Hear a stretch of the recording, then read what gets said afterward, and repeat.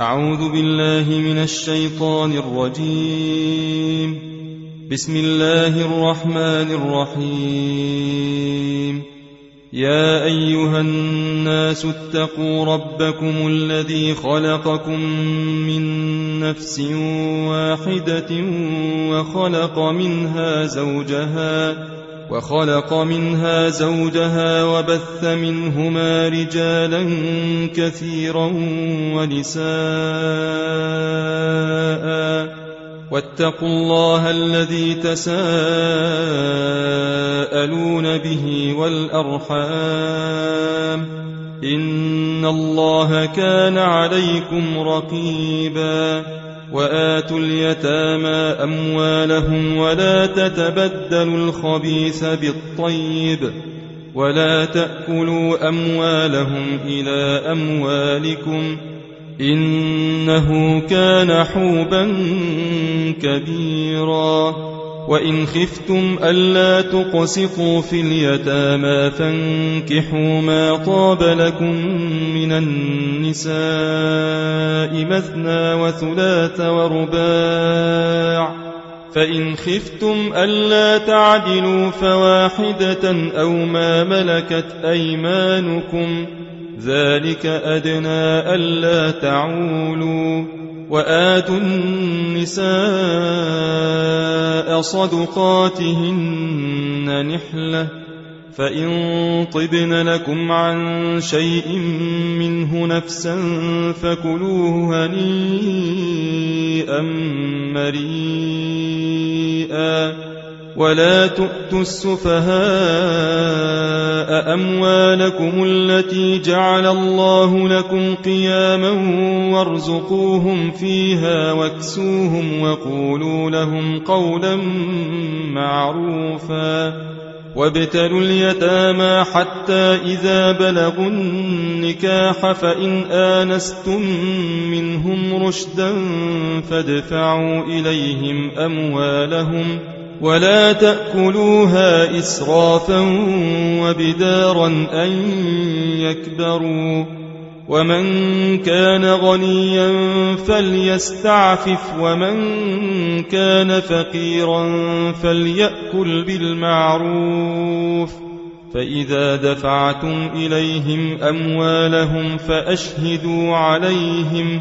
وكفى بالله حسيبا. للرجال نصيب مما ترك الوالدان والأقربون، وللنساء نصيب مما ترك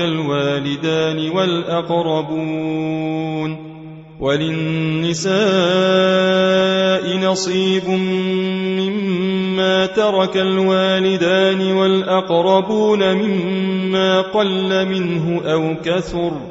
نصيبا مفروضا. وإذا حضر القسمة أولو القربى واليتامى والمساكين فارزقوهم منه وقولوا لهم قولا معروفا. وليخشى الذين لو تركوا من خلفهم ذرية ضعافا خافوا عليهم فليتقوا الله وليقولوا قولا سديدا. إن الذين يأكلون أموال اليتامى ظلما إنما يأكلون في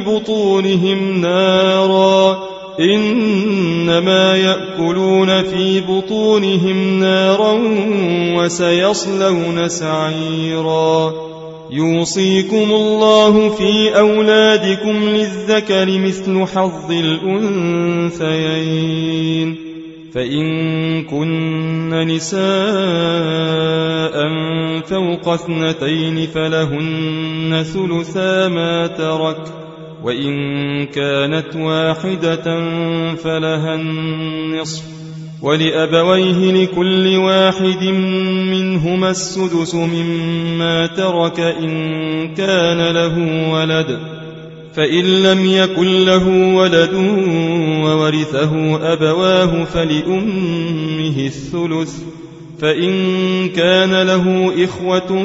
فلأمه السدس، من بعد وصية يوصي بها أو دين. آباؤكم وأبناؤكم لا تدرون أيهم أقرب لكم نفعا فريضة من الله إن الله كان عليما حكيما. ولكم نصف ما ترك أزواجكم إن لم يكن لهن ولد، فإن كان لهن ولد فلكم الربع مما تركن من بعد وصية يوصين بها أو دين، ولهن الربع مما تركتم إن لم يكن لكم ولد، فإن كان لكم ولد فلهن الثمن مما تركتم من بعد وصية توصون بها أو دين. وإن كان رجل يورث كلالة أو امرأة وله أخ أو أخت فلكل واحد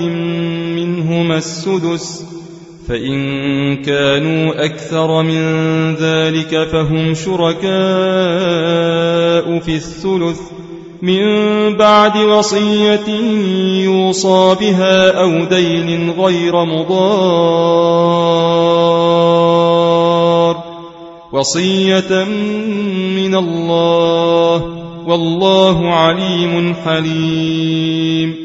تلك حدود الله، ومن يطع الله ورسوله يدخله جنات تجري من تحتها الأنهار خالدين فيها، وذلك الفوز العظيم. ومن يعص الله ورسوله ويتعد حدوده يدخله نارا خالدا فيها وله عذاب مهين. واللاتي يأتين الفاحشة من نسائكم فاستشهدوا عليهن 4 منكم، فإن شهدوا فأمسكوهن في البيوت حتى يتوفاهن الموت أو يجعل الله لهن سبيلا. واللذان يأتيانها منكم فآذوهما، فإن تابا وأصلحا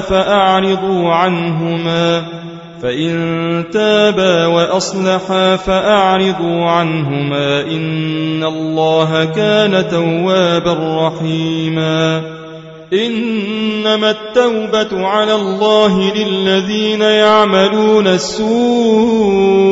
بجهالة ثم يتوبون من قريب فأولئك يتوب الله عليهم وكان الله عليما حكيما. وليست التوبة للذين يعملون السيئات حتى إذا حضر أحدهم الموت قال إني تبت الآن، ولا الذين يموتون وهم كفار أولئك أعتدنا لهم عذابا أليما. يا أيها الذين آمنوا لا يحل لكم أن ترثوا النساء كرها ولا تعضلوهن لتذهبوا ببعض ما آتيتموهن إلا أن يأتين بفاحشة مبينة، وعاشروهن بالمعروف، فإن كرهتموهن فعسى أن تكرهوا شيئا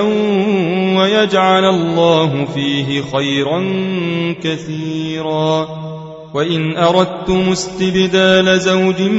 مكان زوج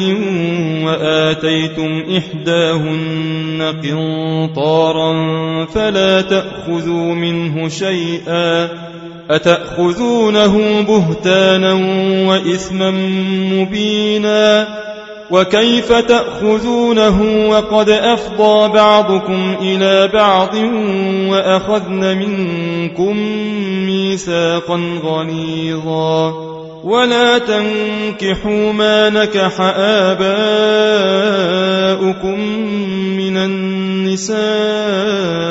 إلا ما قد سلف إنه كان فاحشة ومقتا وساء سبيلا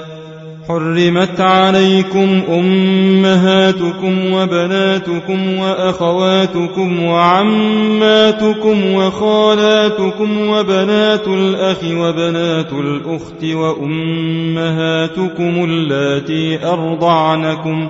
وأمهاتكم اللاتي أرضعنكم وأخواتكم من الرضاعة وأمهات نسائكم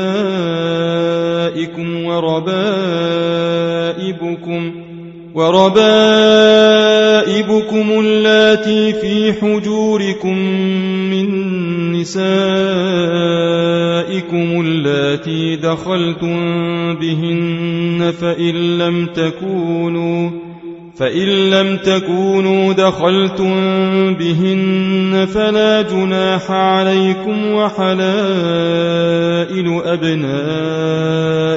الذين من أصلابكم وأن تجمعوا بين الأختين إلا ما قد سلف إن الله كان غفورا رحيما والمحصنات من النساء إلا ما ملكت أيمانكم كتاب الله عليكم وأحل لكم ما وراء ذلكم أن تبتغوا بأموالكم محصنين غير مسافحين فما استمتعتم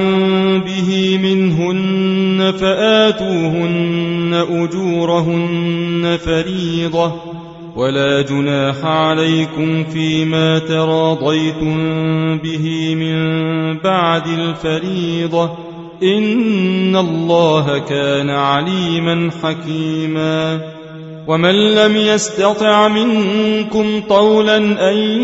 ينكح المحصنات المؤمنات فمما ملكت أيمانكم من فتياتكم المؤمنات والله أعلم بإيمانكم بعضكم من بعض فانكحوهن بإذن أهلهن وآتوهن أجورهن بالمعروف محصنات غير مسافحات ولا متخذات أخدان فإذا أحصن فإن أتين بفاحشة فعليهن نصف ما على المحصنات من العذاب ذلك لمن خشي العنة منكم وأن تصبروا خير لكم والله غفور رحيم يريد الله ليبين لكم ويهديكم سنن الذين من قبلكم ويتوب عليكم والله عليم حكيم والله يريد أن يتوب عليكم ويريد الذين يتبعون الشهوات أن تميلوا ميلا عظيما يريد الله أن يخفف عنكم وخلق الإنسان ضعيفا يا أيها الذين آمنوا لا تأكلوا أموالكم بينكم بالباطل إلا أن تكون تجارة عن تراض منكم ولا تقتلوا أنفسكم إن الله كان بكم رحيما ومن يفعل ذلك عدوانا وظلما فسوف نصليه نارا وكان ذلك على الله يسيرا إن تجتنبوا كبائر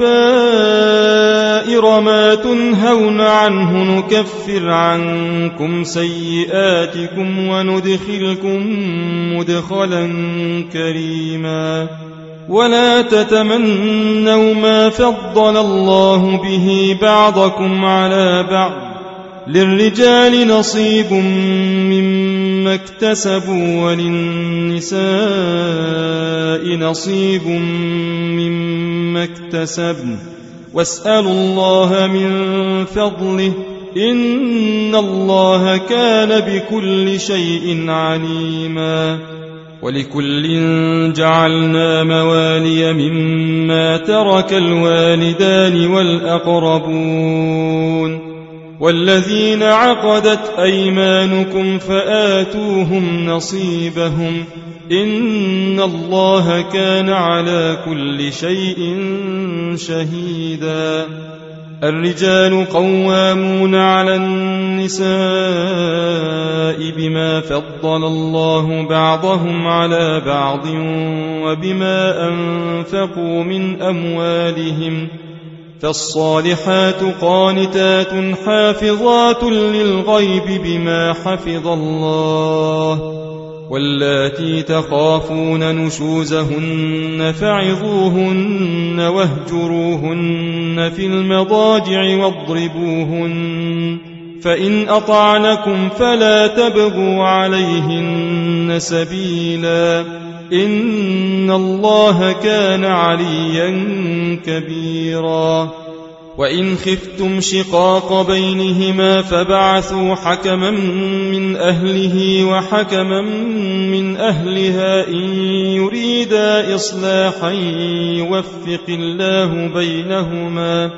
إن الله كان عليما خبيرا واعبدوا الله ولا تشركوا به شيئا وبالوالدين إحسانا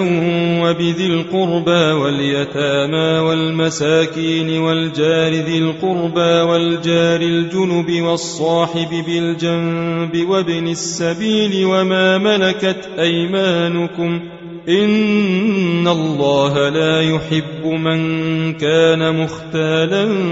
فخورا الذين يبخلون ويأمرون الناس بالبخل ويكتمون ما آتاهم الله من فضله وأعتدنا للكافرين عذابا مهينا والذين ينفقون أموالهم رئاء الناس ولا يؤمنون بالله ولا باليوم الآخر ومن يكن الشيطان له قرينا فساء قرينا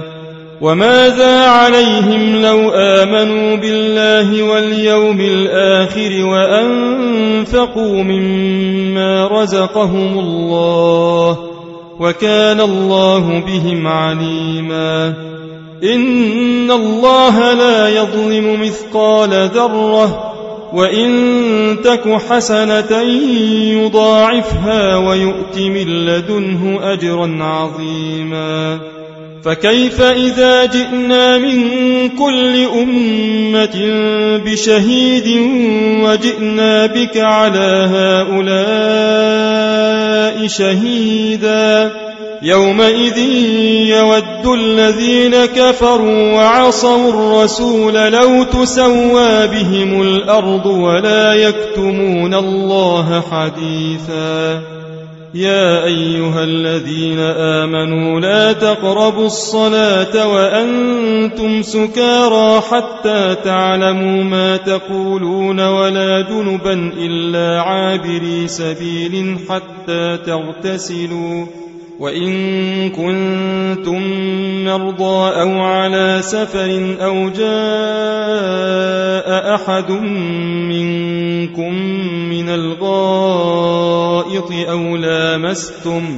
أو لامستم النساء فلم تجدوا ماء فتيمموا صعيدا طيبا فتيمموا صعيدا طيبا فامسحوا بوجوهكم وأيديكم إن الله كان عفوا غفورا ألم تر إلى الذين أوتوا نصيبا من الكتاب يشترون الضلالة ويريدون أن تضلوا السبيل والله أعلم بأعدائكم وكفى بالله وليا وكفى بالله نصيرا من الذين هادوا يحرفون الكلم عن مواضعه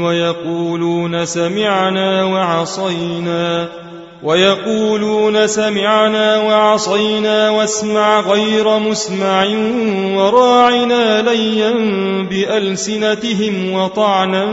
في الدين ولو أنهم قالوا سمعنا وأطعنا واسمع وانظرنا لكان خيرا لهم وأقوم ولكن لعنهم الله بكفرهم فلا يؤمنون إلا قليلا يا أيها الذين أوتوا الكتاب آمنوا بما نزلنا مصدقا لما معكم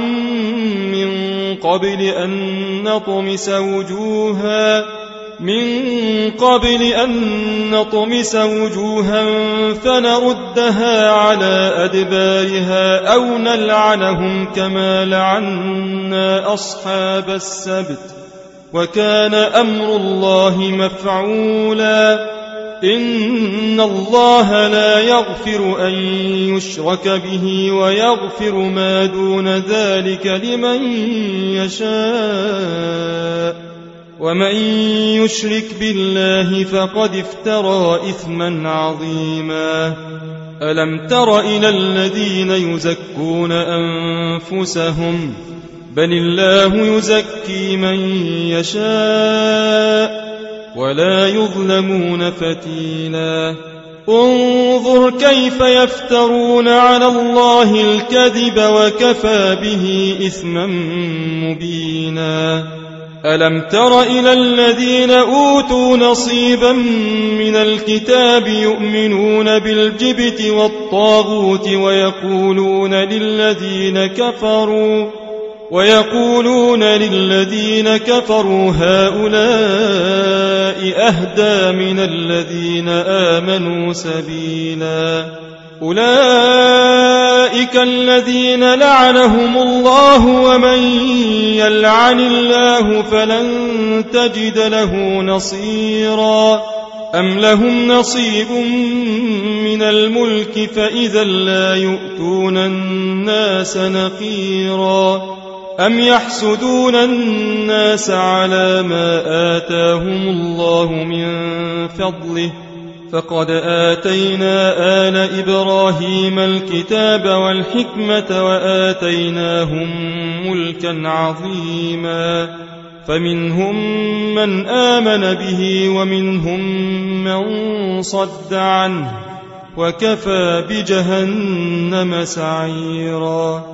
إن الذين كفروا بآياتنا سوف نصليهم نارا كلما نضجت جلودهم بدلناهم جلودا غيرها ليذوقوا العذاب إن الله كان عزيزا حكيما والذين آمنوا وعملوا الصالحات سندخلهم جنات تجري من تحتها الأنهار خالدين فيها أبدا لهم فيها أزواج مطهرة وندخلهم ظلا ظليلا إن الله يأمركم أن تؤدوا الأمانات إلى أهلها وإذا حكمتم بين الناس أن تحكموا بالعدل إن الله نعم ما يعظكم به إن الله كان سميعا بصيرا يا أيها الذين آمنوا أطيعوا الله وأطيعوا الرسول وأولي الأمر منكم فإن تنازعتم في شيء فردوه إلى الله والرسول إن كنتم تؤمنون بالله واليوم الآخر ذلك خير وأحسن تأويلا ألم تر إلى الذين يزعمون أنهم آمنوا بما أنزل إليك وما أنزل من قبلك يريدون أن يتحاكموا إلى الطاغوت وقد أمروا أن يكفروا به ويريد الشيطان أن يضلهم ضلالا بعيدا وإذا قيل لهم تعالوا إلى ما أنزل الله وإلى الرسول رأيت المنافقين يصدون عنك صدودا فكيف إذا أصابتهم مصيبة بما قدمت أيديهم ثم جاءوك يحلفون بالله إن أردنا إلا إحسانا وتوفيقا أولئك الذين يعلم الله ما في قلوبهم فأعرض عنهم وعظهم وقل لهم في أنفسهم قولا بليغا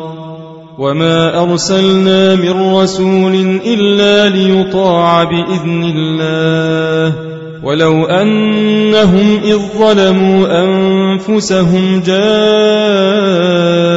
فاستغفروا الله واستغفر لهم الرسول لوجدوا الله توابا رحيما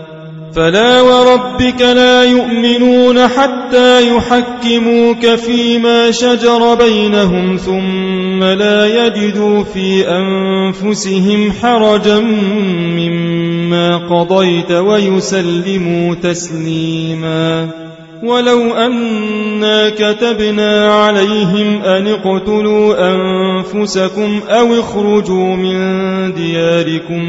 ما فعلوه إلا قليل منهم ولو أنهم فعلوا ما يوعظون به لكان خيرا لهم وأشد تثبيتا وإذا لآتيناهم من لدنا أجرا عظيما ولهديناهم صراطا مستقيما ومن يطع الله والرسول فأولئك مع الذين أنعم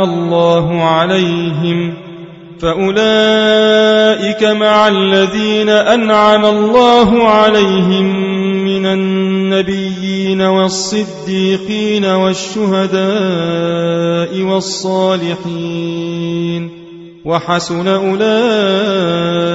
رفيقا ذلك الفضل من الله وكفى بالله عليما يا أيها الذين آمنوا خذوا حذركم فانفروا ثبات أو انفروا جميعا وإن منكم لمن ليبطئن فإن أصابتكم مصيبة قال قد أنعم الله علي إذ لم أكن معهم شهيدا ولئن أصابكم فضل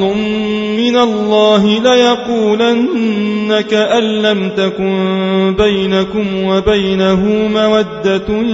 يا ليتني كنت معهم فأفوز فوزا عظيما فليقاتل في سبيل الله الذين يشرون الحياة الدنيا بالآخرة ومن يقاتل في سبيل الله فيقتل أو يغلب فسوف نؤتيه أجرا عظيما وما لكم لا تقاتلون في سبيل الله والمستضعفين من الرجال والنساء والولدان الذين يقولون ربنا أخرجنا من هذه القرية والمستضعفين من الرجال والنساء والولدان الذين يقولون ربنا أخرجنا من هذه القرية الظالم أهلها واجعل لنا من لدنك وليا واجعل لنا من لدنك نصيرا الذين آمنوا يقاتلون في سبيل الله والذين كفروا يقاتلون في سبيل الطاغوت فقاتلوا أولياء الشيطان إن كيد الشيطان كان ضعيفا ألم تر إلى الذين قيل لهم كفوا أيديكم وأقيموا الصلاة وآتوا الزكاة فلما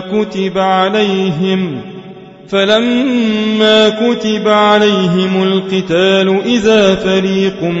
منهم يخشون الناس كخشية الله أو أشد خشية وقالوا ربنا لم كتبت علينا القتال لولا أخرتنا إلى أجل قريب قل متاع الدنيا قليل والآخرة خير لمن اتقى ولا تظلمون فتيلا أينما تكونوا يدرككم الموت ولو كنتم في بروج مشيدة وإن تصبهم حسنة يقولوا هذه من عند الله وإن تصبهم سيئة يقولوا هذه من عندك قل كل من عند الله فما لهؤلاء القوم لا يكادون يفقهون حديثا ما أصابك من حسنة فمن الله وما أصابك من سيئة فمن نفسك وأرسلناك للناس رسولا وكفى بالله شهيدا من يطع الرسول فقد أطاع الله ومن تولى فما أرسلناك عليهم حفيظا ويقولون طاعة فإذا برزوا من عندك بيت طائفة منهم غير الذي تقول والله يكتب ما يبيتون فأعرض عنهم وتوكل على الله وكفى بالله وكيلا أفلا يتدبرون القرآن ولو كان من عند غير الله لوجدوا فيه اختلافا كثيرا وإذا جاءهم أمر من الأمن أو الخوف أذاعوا به ولو ردوه إلى الرسول وإلى أولي الأمر منهم لعلمه الذين يستنبطونه منهم ولولا فضل الله عليكم ورحمته لاتبعتم الشيطان إلا قليلا فقاتل في سبيل الله لا تكلف إلا نفسك وحرض المؤمنين عسى الله أن يكف بأس الذين كفروا والله أشد بأسا وأشد تنكيلا من يشفع شفاعة حسنة يكن له نصيب منها ومن يشفع شفاعة سيئة يكن له كفل منها وكان الله على كل شيء مقيتا وإذا حييتم بتحية فحيوا بأحسن منها أو ردوها إن الله كان على كل شيء حسيبا الله لا إله إلا هو ليجمعنكم إلى يوم القيامة لا ريب فيه ومن أصدق من الله حديثا فما لكم في المنافقين فئتين والله أركسهم بما كسبوا أتريدون أن تهدوا من أضل الله ومن يضلل الله فلن تجد له سبيلا ودوا لو تكفرون كما كفروا فتكونون سواء فلا تتخذوا منهم أولياء حتى يهاجروا في سبيل الله فإن تولوا فخذوهم واقتلوهم حيث وجدتموهم ولا تتخذوا منهم وليا ولا نصيرا إلا الذين يصلون إلى قوم بينكم وبينهم ميثاق أو جاءوكم حصرت صدورهم أن يقاتلوكم أو يقاتلوا قومهم ولو شاء الله لسلطهم عليكم فلقاتلوكم فإن اعتزلوكم فلم يقاتلوكم وألقوا إليكم السلم فما جعل الله لكم عليهم سبيلا ستجدون آخرين يريدون أن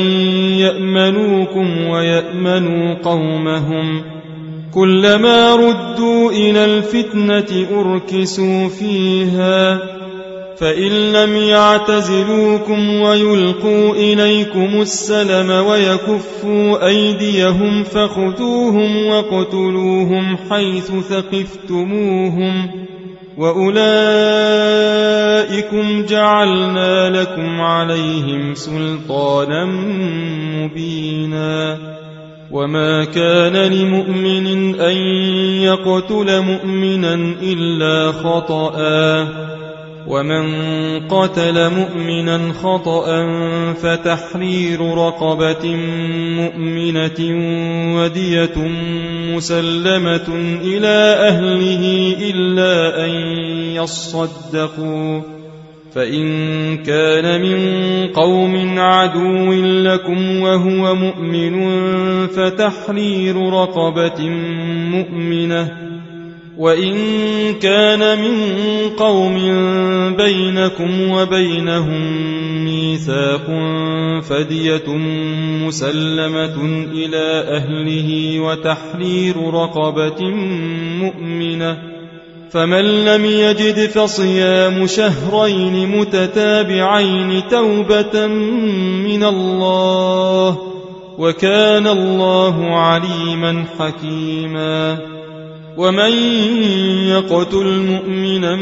متعمدا فجزاؤه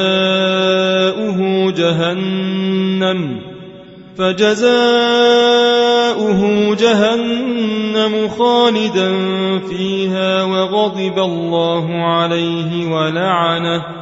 وغضب الله عليه ولعنه وأعد له عذابا عظيما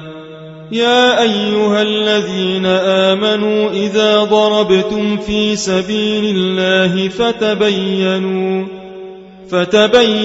ولا تقولوا لمن ألقى إليكم السلام لست مؤمنا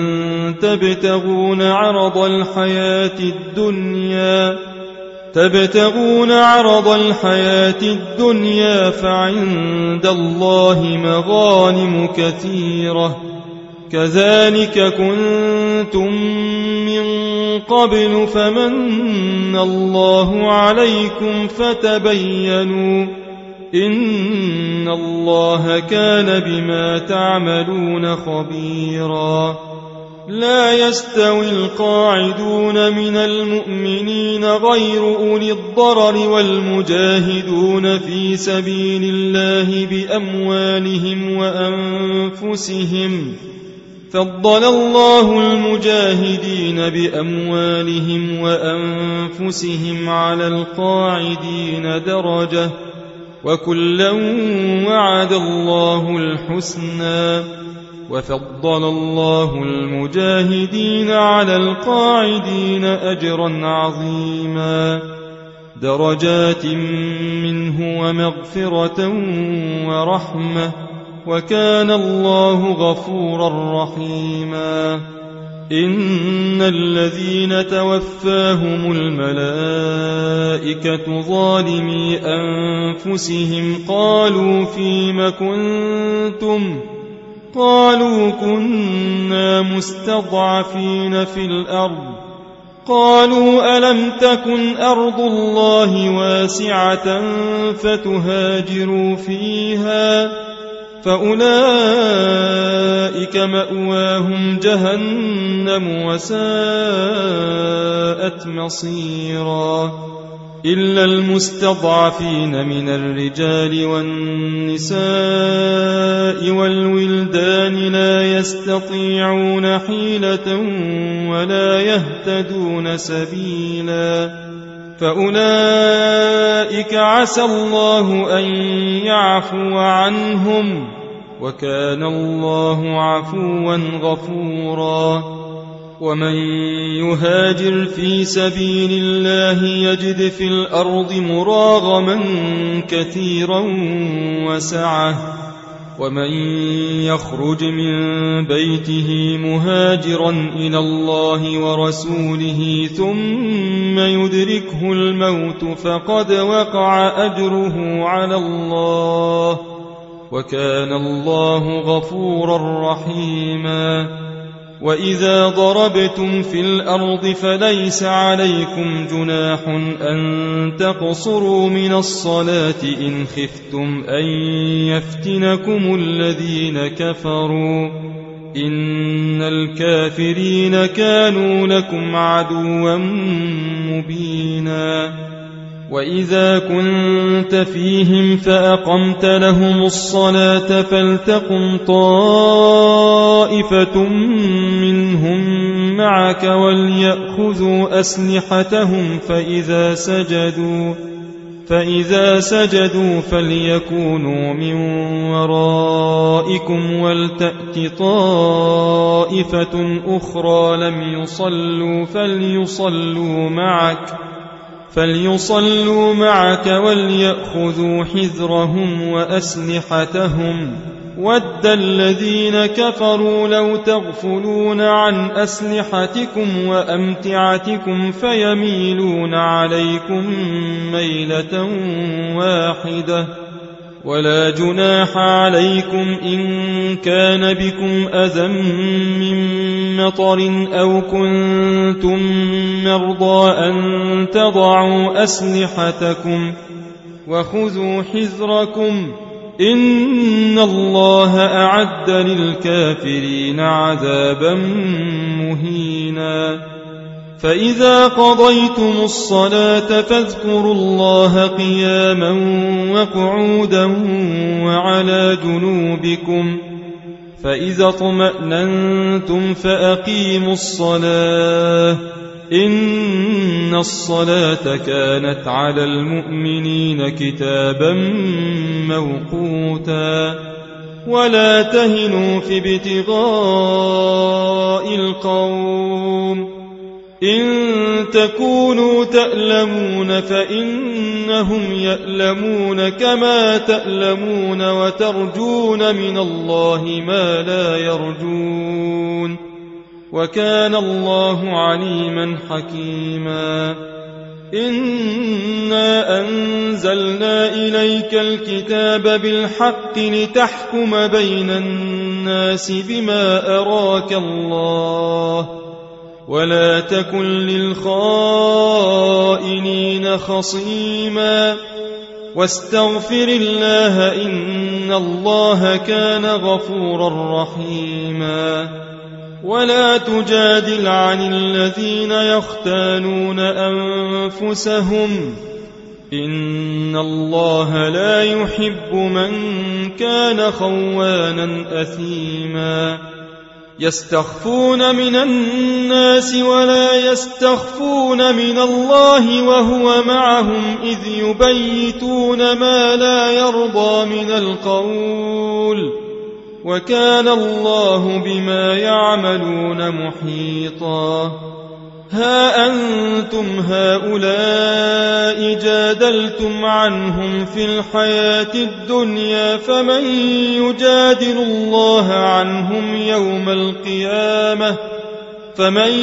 يجادل الله عنهم يوم القيامة أم من يكون عليهم وكيلا ومن يعمل سوءا أو يظلم نفسه ثم يستغفر الله يجد الله غفورا رحيما ومن يكسب إثما فإنما يكسبه على نفسه وكان الله عليما حكيما ومن يكسب خطيئة أو إثما ثم يرم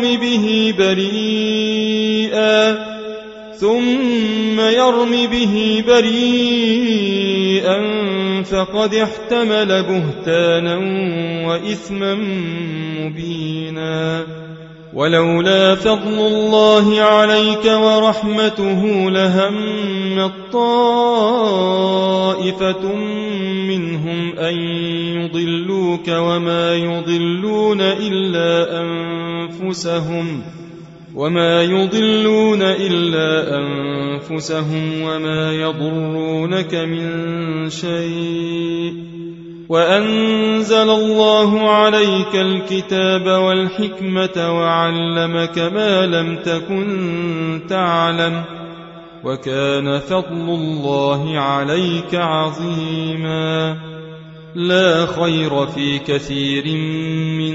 نجواهم إلا من أمر بصدقة أو معروف أو إصلاح بين الناس ومن يفعل ذلك ابتغاء مرضات الله فسوف نؤتيه أجرا عظيما ومن يشاقق الرسول من بعد ما تبين له الهدى ويتبع غير سبيل المؤمنين نوله ما تولى ونصله جهنم وساءت مصيرا إن الله لا يغفر أن يشرك به ويغفر ما دون ذلك لمن يشاء ومن يشرك بالله فقد ضل ضلالا بعيدا إن يدعون من دونه إلا إناثا وإن يدعون إلا شيطانا مريدا لعنه الله وقال لأتخذن من عبادك نصيبا مفروضا ولأضلنهم ولأمنينهم ولآمرنهم فليبتكن آذان الأنعام ولآمرنهم فليغيرن خلق الله ومن يتخذ الشيطان وليا من دون الله فقد خسر خسرانا مبينا يعدهم ويمنيهم وما يعدهم الشيطان إلا غرورا أولئك مأواهم جهنم ولا يجدون عنها محيصا والذين آمنوا وعملوا الصالحات سندخلهم جنات تجري من تحتها الأنهار خالدين فيها أبدا وعد الله حقا ومن أصدق من الله قيلا ليس بأمانيكم ولا أماني أهل الكتاب من يعمل سوءا يجز به ولا يجد له من دون الله وليا ولا نصيرا ومن يعمل من الصالحات من ذكر أو أنثى وهو مؤمن فأولئك يدخلون الجنة ولا يظلمون نقيرا ومن أحسن دينا ممن أسلم وجهه لله وهو محسن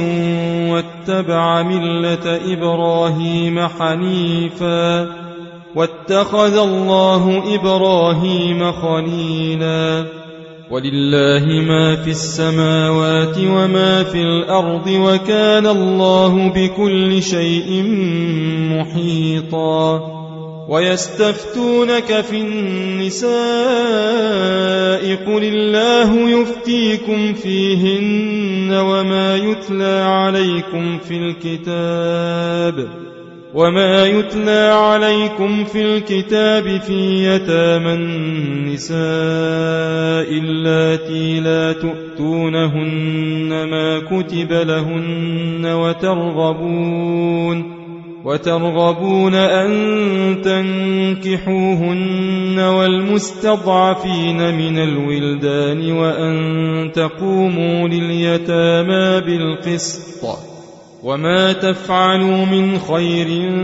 فإن الله كان به عليما وإن امرأة خافت من بعلها نشوزا أو إعراضا فلا جناح عليهما أن يصلحا بينهما صلحا والصلح خير وأحضرت الأنفس الشح وإن تحسنوا وتتقوا فإن الله كان بما تعملون خبيرا ولن تستطيعوا أن تعدلوا بين النساء ولو حرصتم فلا تميلوا كل الميل فتذروها كالمعلقة وإن تصلحوا وتتقوا فإن الله كان غفورا رحيما وإن يتفرقا يغن الله كلا من سعته وكان الله واسعا حكيما ولله ما في السماوات وما في الأرض ولقد وصينا الذين أوتوا الكتاب من قبلكم وإياكم أن اتقوا الله وإن تكفروا فإن لله ما في السماوات وما في الأرض وكان الله غنيا حميدا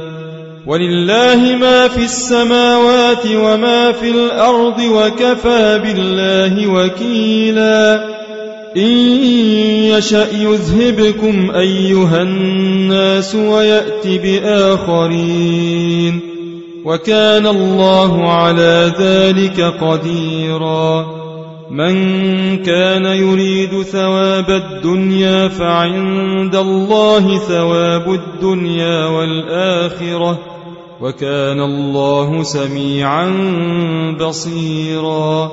يا أيها الذين آمنوا كونوا قوامين بالقسط شهداء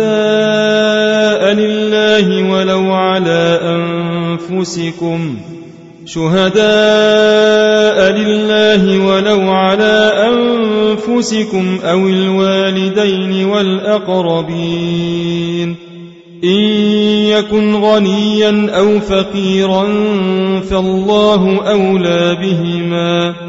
فلا تتبعوا الهوى أن تعدلوا وإن تلووا أو تعرضوا فإن الله كان بما تعملون خبيرا يا أيها الذين آمنوا بالله ورسوله والكتاب الذي نزل على رسوله والكتاب الذي أنزل من قبل ومن يكفر بالله وملائكته وكتبه ورسله واليوم الآخر فقد ضل ضلالا بعيدا إن الذين آمنوا ثم كفروا ثم آمنوا ثم كفروا ثم ازدادوا كفرا لم يكن الله ليغفر لهم ولا ليهديهم سبيلا بشر المنافقين بأن لهم عذابا أليما الذين يتخذون الكافرين أولياء من دون المؤمنين أيبتغون عندهم العزة فإن العزة لله جميعا وقد نزل عليكم في الكتاب أن إذا سمعتم آيات الله يكفر بها ويستهزأ بها فلا تقعدوا معهم حتى يخوضوا في حديث غيره إنكم إذا مثلهم إن الله جامع المنافقين والكافرين في جهنم جميعا الذين يتربصون بكم فإن كان لكم فتح من الله قالوا ألم نكن معكم وإن كان للكافرين نصيب قالوا ألم نستحوذ عليكم ونمنعكم من المؤمنين فالله يحكم بينكم يوم القيامة ولن يجعل الله للكافرين على المؤمنين سبيلا إن المنافقين يخادعون الله وهو خادعهم وإذا قاموا إلى الصلاة قاموا كسالى يراءون الناس ولا يذكرون الله إلا قليلا مذبذبين بين ذلك لا إله هؤلاء ولا إله هؤلاء ومن يضلل الله فلن تجد له سبيلا يا أيها الذين آمنوا لا تتخذوا الكافرين أولياء من دون المؤمنين أتريدون أن تجعلوا لله عليكم سلطانا مبينا إن المنافقين في الدرك الأسفل من النار ولن تجد لهم نصيرا إلا الذين تابوا وأصلحوا واعتصموا بالله وأخلصوا دينهم لله فأولئك مع المؤمنين وسوف يؤتي الله المؤمنين أجرا عظيما ما يفعل الله بعذابكم إن شكرتم وآمنتم وكان الله شاكرا عليما لا يحب الله الجهر بالسوء من القول إلا من ظلم وكان الله سميعا عليما إن تبدوا خيرا أو تخفوه أو تعفوا عن سوء فإن الله كان عفوا قديرا إن الذين يكفرون بالله ورسله ويريدون أن يفرقوا بين الله ورسله ويقولون نؤمن ببعض ونكفر ببعض ويقولون نؤمن ببعض ونكفر ببعض ويريدون أن يتخذوا بين ذلك سبيلا أولئك هم الكافرون حقا وأعتدنا للكافرين عذابا مهينا والذين آمنوا بالله ورسله ولم يفرقوا بين أحد منهم أولئك سوف يؤتيهم أجورهم وكان الله غفورا رحيما يسألك أهل الكتاب أن تنزل عليهم كتابا من السماء فقد سألوا موسى أكبر من ذلك فقالوا أرنا الله جهرة فأخذتهم الصاعقة بظلمهم ثم اتخذوا العجل من بعد ما جاءتهم البينات فعفونا عن ذلك وآتينا موسى سلطانا مبينا ورفعنا فوقهم الطور بميثاقهم وقلنا لهم ادخلوا الباب سجدا وقلنا لهم لا تعدوا في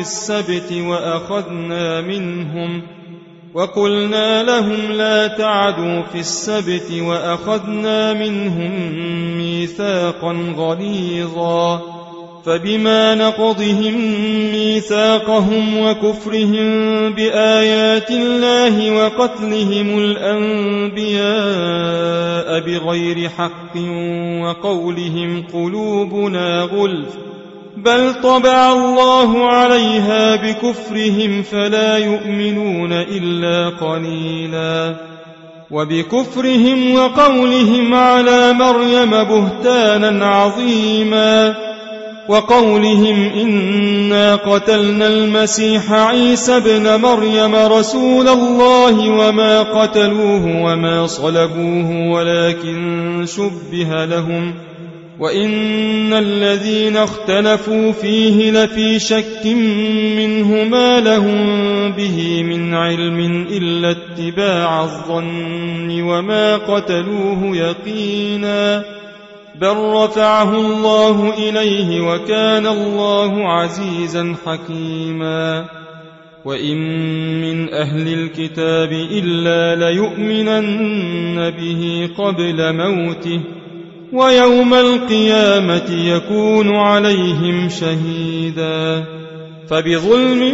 من الذين هادوا حرمنا عليهم طيبات أحلت لهم وبصدهم عن سبيل الله كثيرا وأخذهم الربا وقد نهوا عنه وأكلهم أموال الناس بالباطل وأعتدنا للكافرين منهم عذابا أليما لكن الراسخون في العلم منهم والمؤمنون يؤمنون بما أنزل إليك وما أنزل من قبلك والمقيمين الصلاة والمؤتون الزكاة والمؤمنون بالله واليوم الآخر أولئك سنؤتيهم أجرا عظيما إنا أوحينا إليك كما أوحينا إلى نوح والنبيين من بعده وأوحينا إلى إبراهيم وإسماعيل وإسحاق ويعقوب والأسباط وعيسى وأيوب ويونس وهارون وسليمان وآتينا داود زبورا ورسلا قد قصصناهم عليك من قبل ورسلا لم نقصصهم عليك وكلم الله موسى تكليما رسلا مبشرين ومنذرين لئلا يكون للناس على الله حجة بعد الرسل وكان الله عزيزا حكيما لكن الله يشهد بما أنزل إليك أنزله بعلمه والملائكة يشهدون وكفى بالله شهيدا. إن الذين كفروا وصدوا عن سبيل الله قد ضلوا ضلالا بعيدا. إن الذين كفروا وظلموا لم يكن الله ليغفر لهم ولا ليهديهم طريقا إلا طريق جهنم خالدين فيها أبدا وكان ذلك على الله يسيرا. يا أيها الناس قد جاءكم الرسول بالحق من ربكم فآمنوا خيرا لكم وإن تكفروا فإن لله ما في السماوات والأرض وكان الله عليما حكيما. يا أهل الكتاب لا تغلوا في دينكم ولا تقولوا على الله إلا الحق. إنما المسيح عيسى ابن مريم رسول الله وكلمته ألقاها إلى مريم وروح منه فآمنوا بالله ورسله ولا تقولوا ثلاثة انتهوا خيرا لكم. إنما الله إله واحد سبحانه أن يكون له ولد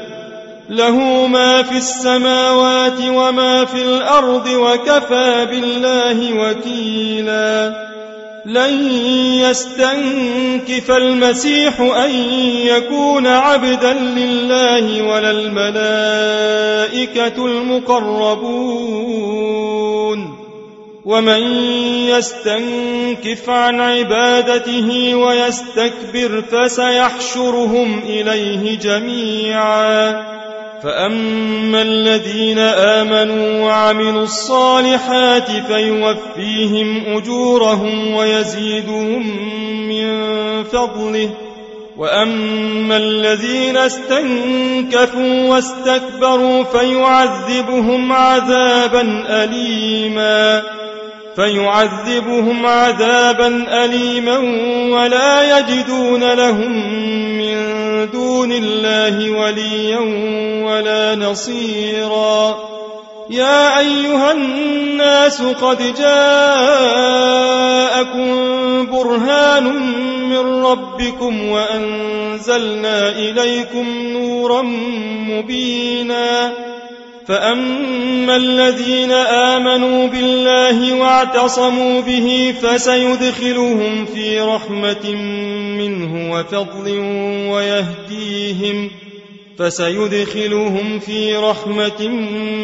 وفضل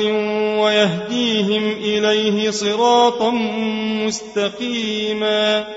يستفتونك قل الله يفتيكم في الكلالة إن امرؤ هلك ليس له ولد وله أخت فلها نصف ما ترك وهو يرثها إن لم يكن لها ولد فإن كانت اثنتين فلهما الثلثان مما ترك وإن كانوا إخوة رجالا ونساء فللذكر مثل حظ الأنثيين يبين الله لكم أن تضلوا والله بكل شيء عليم.